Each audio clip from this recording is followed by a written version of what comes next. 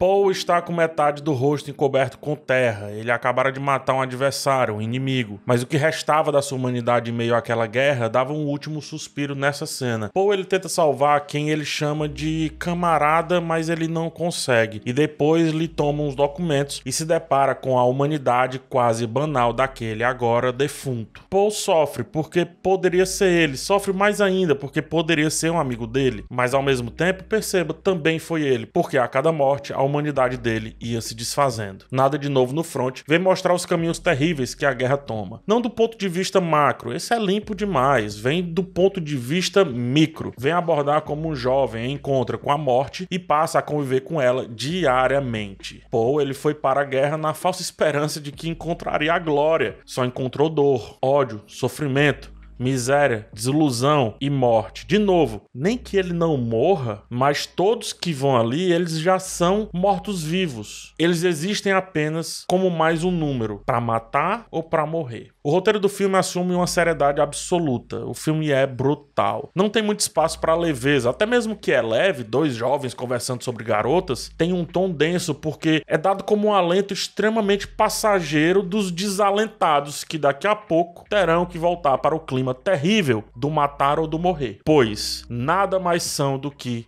massa de manobra. Outrora inocentes, agora cooptados a partir de ideias inicialmente lindas, mas tão hediondas quanto a realidade do campo. A realidade das trincheiras. Duas linhas narrativas são montadas. Ambas convergem para o mesmo destino, concluir a guerra. O personagem do Daniel Bru, o Hesberger, ele tenta, do ponto de vista burocrata, encerrar tudo aquilo dali, mas ele não consegue avançar na negociação com os franceses. Um quer algo, o outro quer outra coisa. E assim as partes, elas não entram em comum acordo tão rapidamente. Também pudera. Se houvesse acordo fácil, não estariam lutando com armas. Não estariam lutando com vidas. As cenas dos burocratas são recheadas de comida, bebida. As mesas sempre estão fartas, preenchidas. A limpeza predomina e uma ideia de conforto é vendida. O que fez eu me perguntar constantemente se realmente havia como eles pensarem na guerra, como a guerra é de fato, ou na guerra como números, como brincadeirinhas de mapinha de gente indo pra lá e pra cá, testando a sua masculinidade ou testando o seu falso patriotismo. É fácil não querer encerrar uma disputa brutal quando não se está no campo. E sagaz, a montagem nos coloca de volta nesse campo, de volta nessa realidade de Paul e dos seus companheiros. Diferentes dos que desfrutam bebidas e comidas, eles precisam roubar para ter uma refeição minimamente digna. E de resto, é beber lama, comer o que tiver, dividir o máximo possível e ainda assim suar e carregar uma arma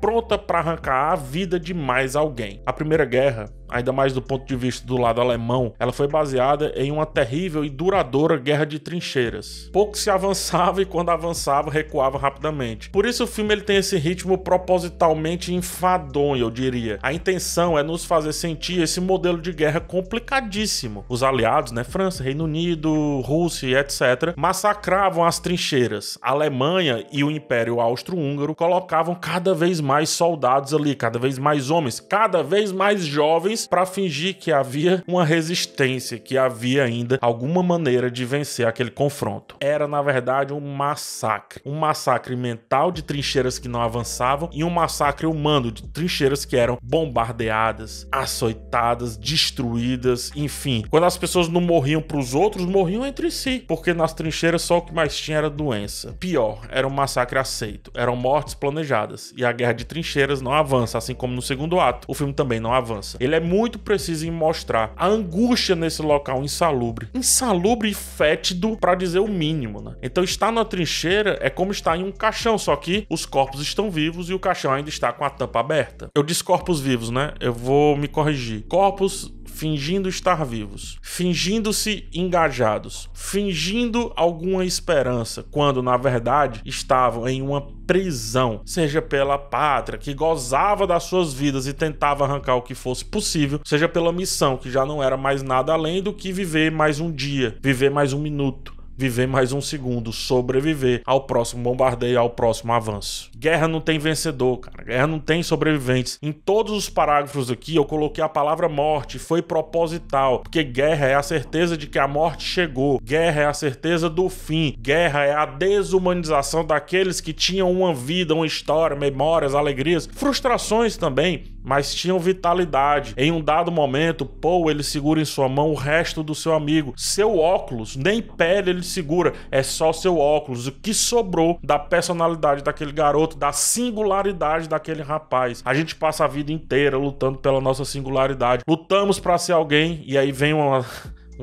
ordem, sei lá de onde, para que deixemos de ser, sejamos só mais um uniforme. E o filme ele começa com o uniforme por isso, porque quando você vai para uma guerra você é uniformizado, você deixa de ser um, você passa a ser vários. E que legal no princípio, só que quando o outro morre, não é você também que tá morrendo, afinal, você não é vários? Noutra cena, Paul ele diz sentir falta dos camaradas, ele grita em desespero, ele chora, mas isso não dura um minuto sequer. O choro ele precisa ser engolido porque a batalha já fica chamando rapaz, bora, vamos batalhar, vamos matar mais gente, vamos sobreviver mais um pouco melhor. A sobrevivência já tinha que desafiar a foice da morte mais uma vez. O choro engolido era o que de mais puro o Paul ainda conseguia trazer pra dentro de si. A lágrima era a única coisa teoricamente pura que existia naquele cara. Era o choro pelo fim da inocência, o choro pela dor da solidão, sempre iminente, a única coisa que Paul ainda conseguia de límpido. A única. E olhe lá, porque noutra cena, metade do seu rosto estava tomado por barro, por terra, por lama. Como se o filme dissesse que até a lágrima, se chegasse aos lábios, passaria